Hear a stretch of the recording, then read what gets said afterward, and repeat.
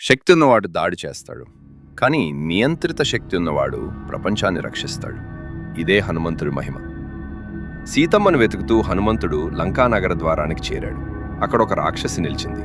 ఆమె పేరు లంకిని. లంక రక్షణ దేవత. ఆమె గర్జించింది, ఇక నుంచి నువ్వు ఒక్కడుగు కూడా ముందుకు వేయలేవు. హనుమంతుడు వినయంగా అన్నాడు, దేవి, నాకు ఒకే పని, సీతమ్మను కనుక్కోవడం. కానీ లంకిని దాడి చేసింది. అప్పుడు హనుమంతుడు బలం చూపలేదు, కేవలం ఒక్క స్వల్ప చలనం చేశాడు.